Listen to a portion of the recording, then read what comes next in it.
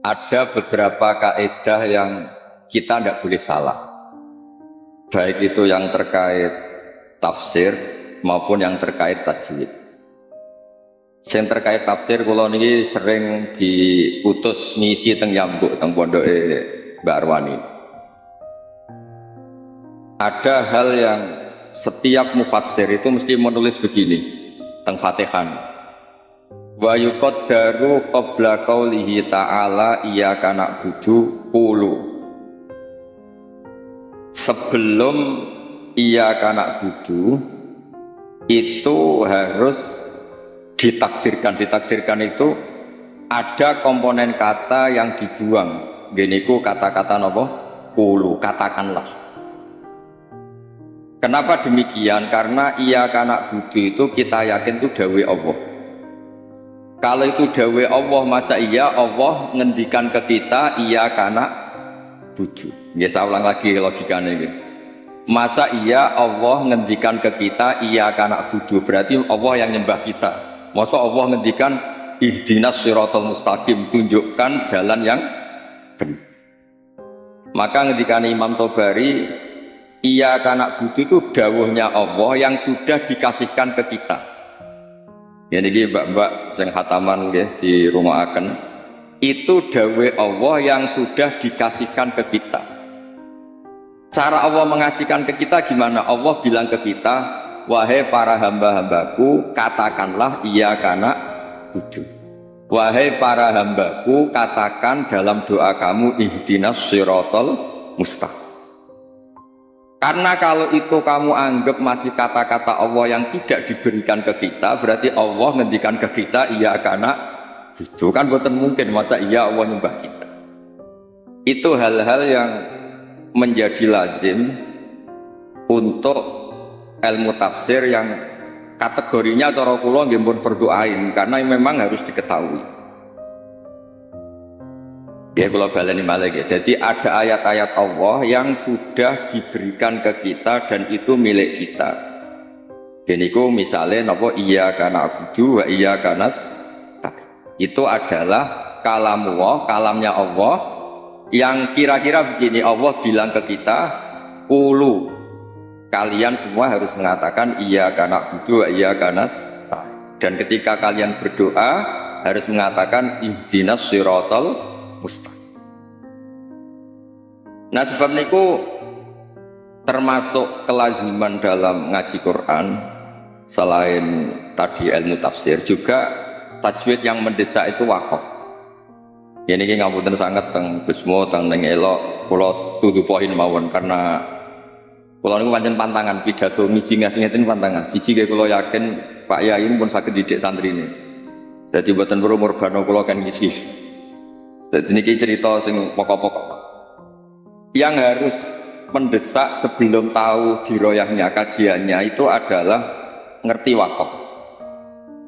Wakaf itu di Indonesia itu sudah ditandai sebetulnya sama lajnah. Saya termasuk yang dimintai pendapat sering mas.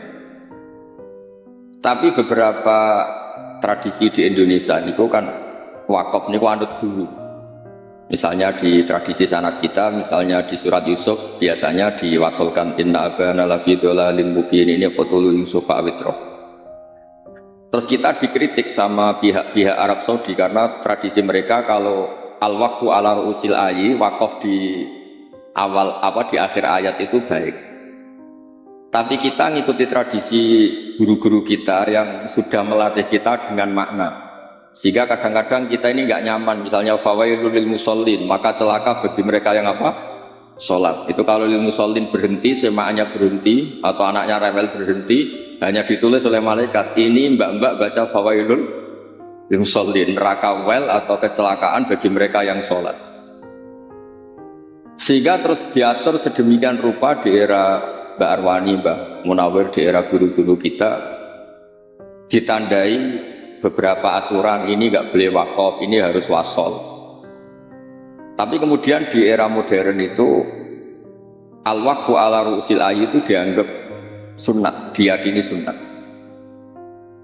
Nah saya sendiri sebagai pribadi itu yang penting tidak wakaf di hal-hal yang fatal.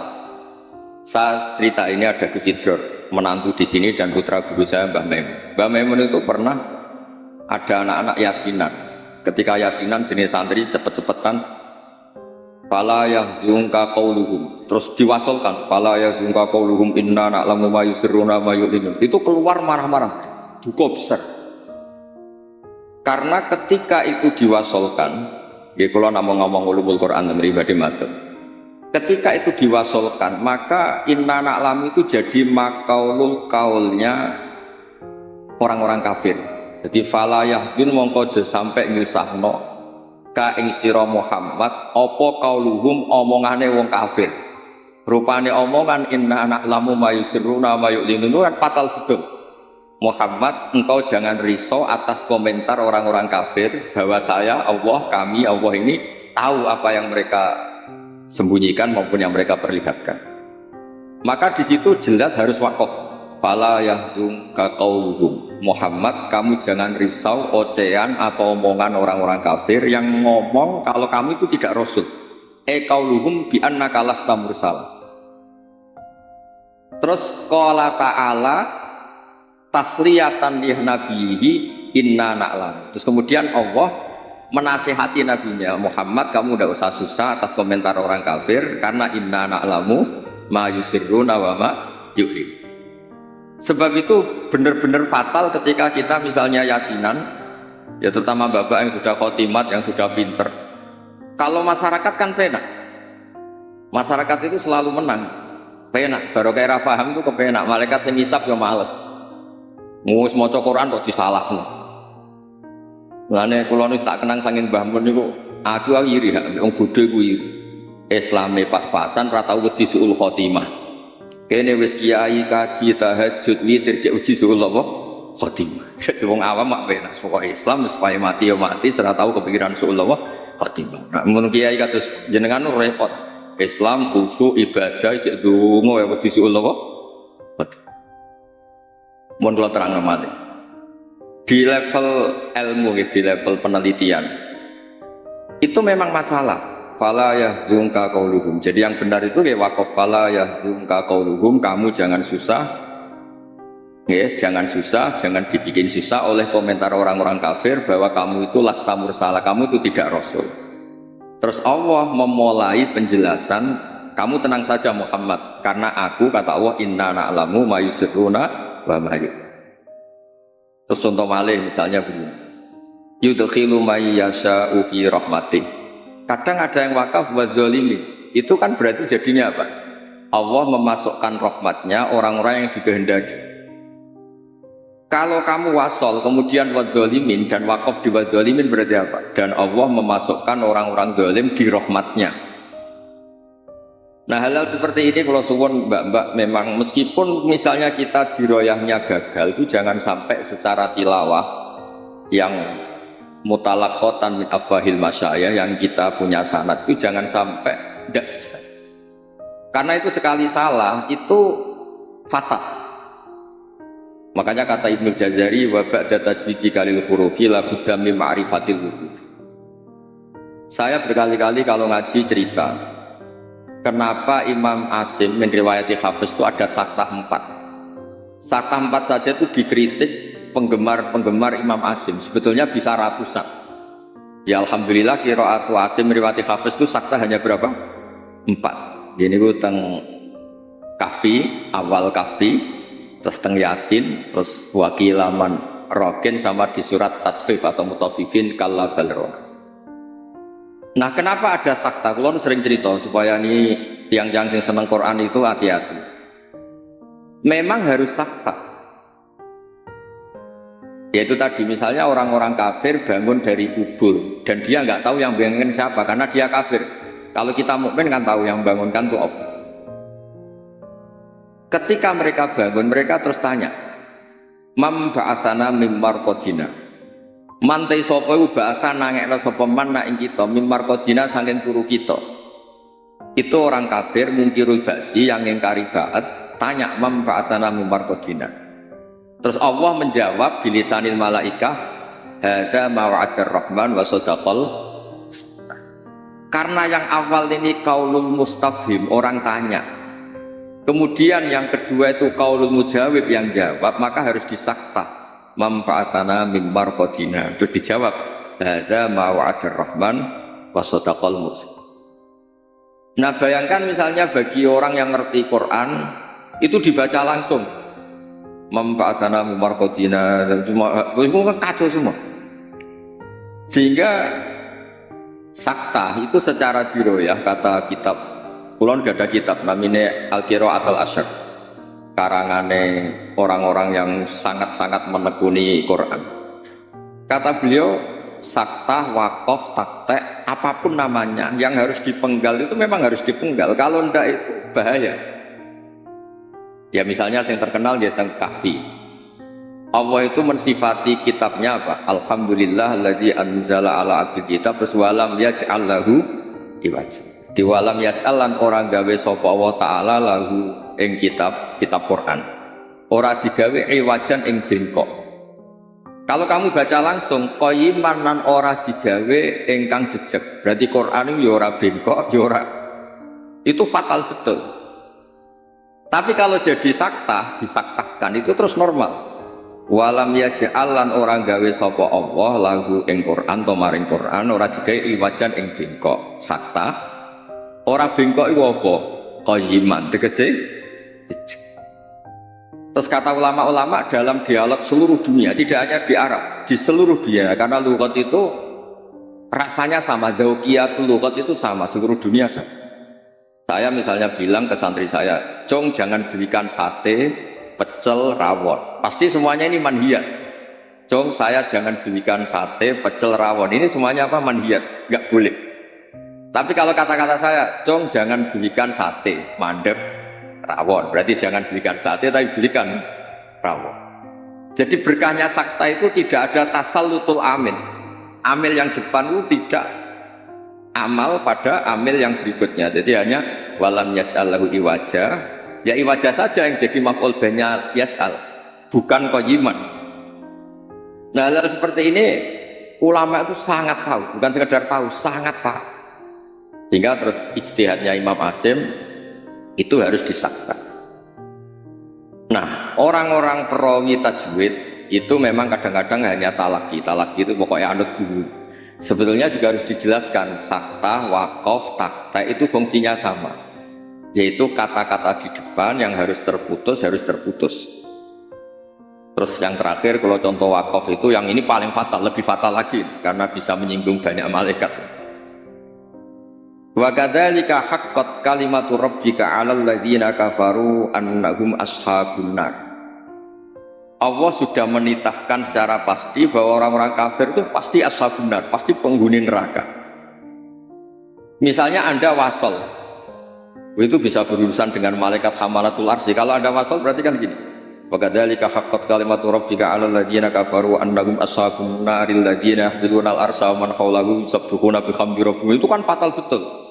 Dan sudah kepastian Allah kalau orang-orang kafir itu ashabun nar, penduduk neraka. Siapa penduduk neraka itu? Alladzina yahmiluna al-arsy, yaitu malaikat-malaikat yang bawa apa? Ars. Jadi hal-hal seperti ini memang lani kula nggih syukur ditakdir radi ngalim nggih syukur. Dadi nek maca Quran niku malaikat itu gak gawok, dianggap normal. Menawa cara kula dadi malaikat roh macane Quran mungkin nggih mbak-mbak sing rong pati ngaji diwaca digebut sementing ordernya selesai khataman semaan sementing niku ya pancen masalah tenan. Karena tadi ada lafat-lafat atau kalimat atau untaian kata yang kalau diwasolkan itu masalah. Ashabun nar itu adalah orang-orang kafir, sementara alladzina fil arsy itu terkitnya mubtada, berarti begini yang benar. Alladzina utawa akeh utawa para malaikat akeh sing yahmiluna al-arsy sateruse iku yustabbiquna bi hamdi rabbihim wa yu'minuna bihi wa yastaghfiruna lil ladzina amanu. Sekula suwun ning bab ngeten misale mbak-mbak boten kober diro ya. Wis kepengin nikah arep payu nikah wis ra kober diro wae ngaji. Kula niku ngertos sanate ning elok ngaos teng kene Ki Nawawi ngrukem ngaos teng kene Mbak Arwani. Ki Nawawi niku kancane bapak kula. zaman sami-sami teng Kudus. Beliau dulu malah manggen teng pondok Ibuyut kula, manggen teng Damaran nggih Nawawi ngopo. Jadi ketika niki kula ngomong namung fokus ulumul Quran. Jadi terus dikaranglah kitab-kitab ulumul Quran yang spesial wakaf. Karena wakaf itu yang paling fatal kalau salah itu paling fatal. Kayak ada soal misalnya wa kadzalika haqqat kalimatu rabbika 'alal ladzina kafaru annahum ashabun nar, kok terusane diwasolno alladzina yahmilunal itu malaikat aras bicara bener. Biasa semaan ngawur, masuk malaikat hamalatul arsi jadi ashabun nar itu kan fatal. Garu-garu. Mulane donga mawon sampean. Mulane nek sampean Qur'ane fakofera bener maca sing cepet ae. Dadi malaikat ora kok bernilai mergo bingung terus. Dadi malaikat kaya sing nyemak delok pojok etok. Karena sekali maca mbok jiwai jebule salah itu malah napa? Malah fatal. Mau niki sing kedua kalau cerita syifa. Quran itu syifa, obat atau solusi. Ini juga penting dijelaskan. Ketika kita nekuni ilmu astronomi atau falak, itu Quran cerita dan itu pasti benar karena bisa dibuktikan. Gini gue misalnya cerita asyamsu wal qamaru bi husban. Allah itu bikin matahari dan bikin rembulan itu untuk hitungan. Makanya ngendikane Allah di ayat lain huwallazi ja'ala syamsa diya'a wal qamara nuran wa qaddarahu manazila li ta'lamu 'adadas sinina. Kemudian ada tahun Syamsiyah yang kebetulan terkenalnya di Indonesia itu tahun Masehiyah atau Miladiyah. Sebetulnya itu tahun Syamsiyah, nggak ada hubungannya dengan Miladiyah. Kemudian yang satunya Qamariyah. Sebetulnya ya Qamariyah. Karena yang Syamsiyah sudah milik sebelah dikatakan Miladiyah, terus Sayyidina Umar itu memaklumatkan ya sudah yang Qamariyah katakan Hijriyah sehingga kita ini punya. Makanya ada Miladiyah, ada apa? Hijriyah. Itu hakikatnya adalah Syamsiyah sama apa? Qamariyah. Sehingga peneliti astronomi itu juga suka sama apa? Karena itu juga memenuhi hasrat mereka yang suka ilmu. Terus lasamsu yambaghi laha an tudrikal qamara wal lailu sabiqun nahar dan seterusnya.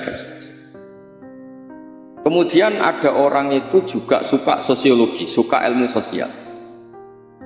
Dan itu yang saya sering setiap misi di Jogja mesti saya itu cerita ilmu sosial. Ilmu sosial itu kebetulan bapak sosiologi itu yang paling dikenal jenis Ibnu Khaldun, punya kitab namanya Muqaddimatu Ibnu Khaldun. Kalau sinau tenanan, dia sinau tajribah, maksudnya penelitian sosial juga sinau kitab-kitab. Kata Ibnu Khaldun begini, dan ini harus dihayati, dilakukan ketika mbak-mbak pulang. Andai kan Rasulullah SAW itu setiap hari bisa terbang Mekah Madinah, setiap hari Mi'raj. Tapi Nabi itu kikir misalnya, tentu ini misalnya, kikir setiap ketemu orang itu minsoi, ketemu orang itu menyakiti, merugikan, itu tetap tidak akan diikuti. Jadi misalnya kulon gadah kiai atau gadah konco, sing tiap hari itu terbang di Mekah, Jumatan ini Mekah, popo ini Mekah terbang, bukan numpak pesawat, ngirit keramat tapi ngirit. Tapi dia ini medit, nak diutang kulo ya orang nyaur, ketemu kulo misalnya, tetap tidak saya hormat. Tapi kalau dia orang kebanyakan, nggak bisa terbang, nggak bisa apa, ambek kulo lomo, ambek kulo santun, nggak pernah merugikan saya, tetap saya hormat.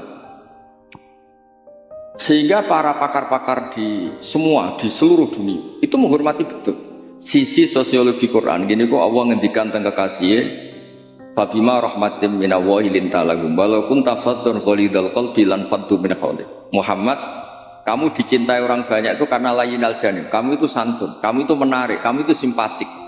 Walau kunta faddan ghalidal qalbi lan faddu min hawlik. Kalau kamu itu angkuh, keras hati, orang sekeliling kamu pasti bubar.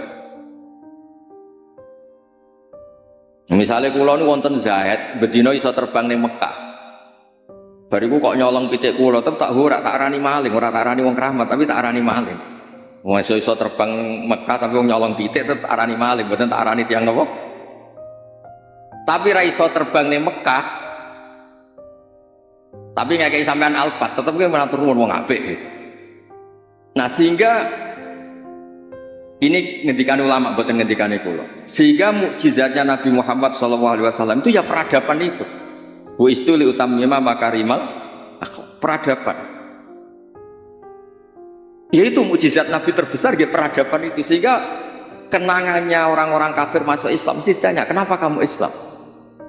Saya ini kenal, nyebutnya masih jangkar, saya ini kenal Muhammad tuh lama. Dan kenangan saya itu layak dibu alan nas. Dia tidak pernah bohong pada manusia. Fala yakdiba alaqo.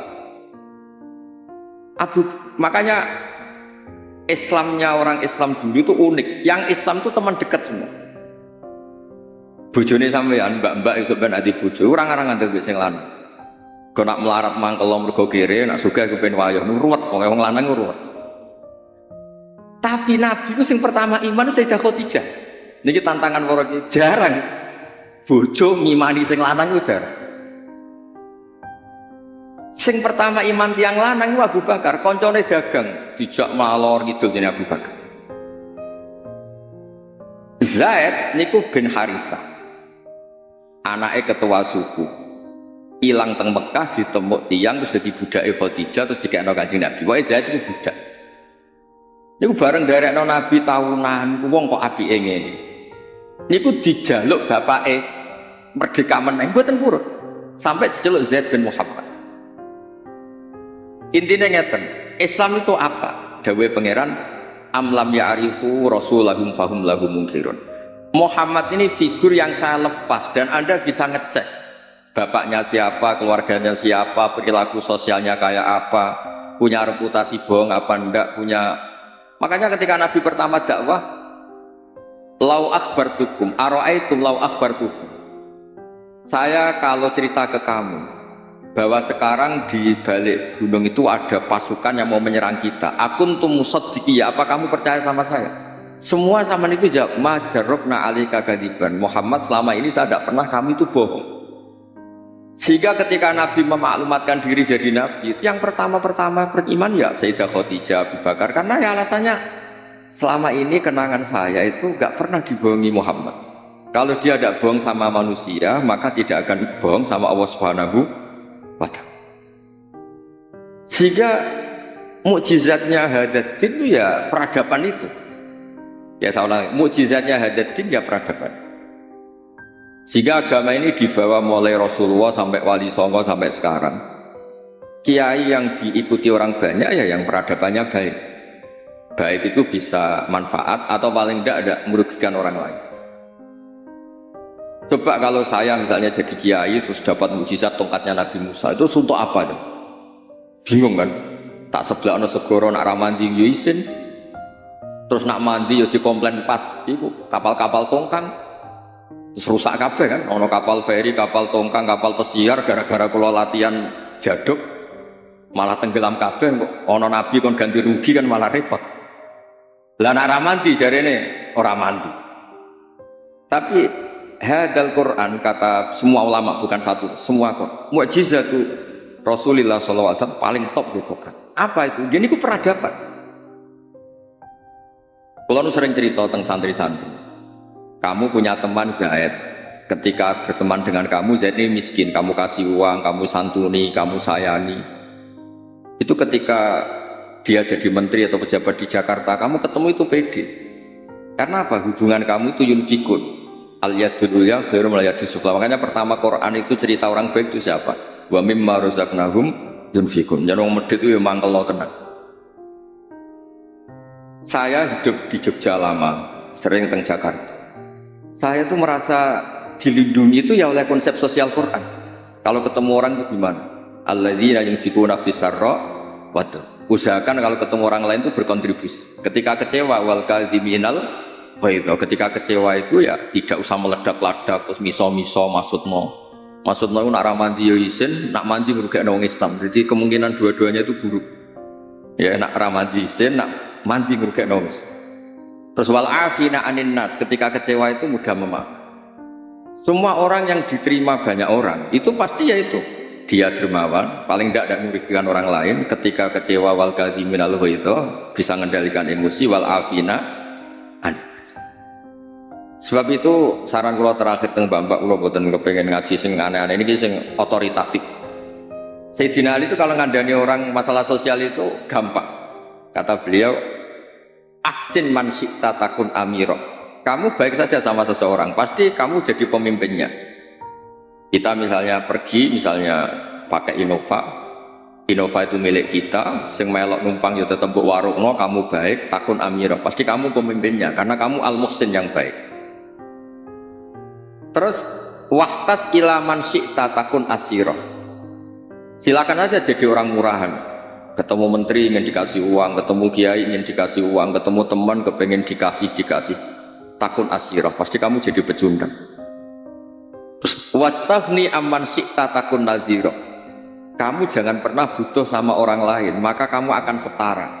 Karena kita tidak butuh dia, kita setara. Orang itu sampai nyuwun sewu murahan dan tidak punya harga diri karena sering butuh sama orang lain. Kalau tidak pasti kita setara. Nah itu eling-eling apa? Ahsin man syi'ta takun amiro. Wahtas ila man syi'ta takun asiro. Wastaghni amman syi'ta takun nadhir. Sehingga ketika Islam dibawa ke Eropa oleh Abdurrahman Dakhil Bani Umayyah dan Islam dibawa kemana-mana, termasuk Wali Songo di Jawa, di Indonesia, itu mesti yang ditontonkan, yang disejarahkan mesti hal-hal sosial. Kak Sunan Giri ya terkenal, kai klambi wong sing wudo, kai mangan wong sing lesu, kai tongkat wong sing wuto, mesti filosofinya semuanya sosial. Dan sosial ini yang akan ngawal kita ila yaumil. Makanya kalau suwun pun boten usah bayangno wiridan terus dadekno jenengan keramat boten. Kula bolak-balik matur teng semua kesempatan ngaji dawuh Ibnu Khaldun, hadza Rasulullah ahabbul khalqi ilallah. Ini Rasulullah, orang paling dicintai Allah. Itu saja kena kitab walaupun tafadzun ghalidal qalbi lan faddu min khalq. Rasulullah sing man uyida bil kauni kulli, orang yang bisa memanfaatkan alam raya ini sebagai mukjizatnya. Nabi bisa ngendikan sama kata, Nabi bisa ngendikan sama dok. Waddob wal ghazala yasyadani laka birrisalah. Hewan-hewan yang nggak bisa ngomong sakit ngomong, menyaksikan kalau Nabi itu Rasul.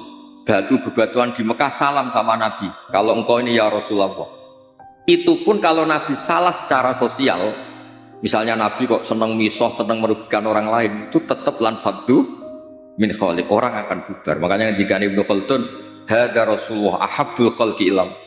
Itu saja kena aturan harus sosialnya baik. Kalau ndak lan faddu min khaliq. Jadi walaupun tafadzun khalidal qalbi lan faddu min khaliq.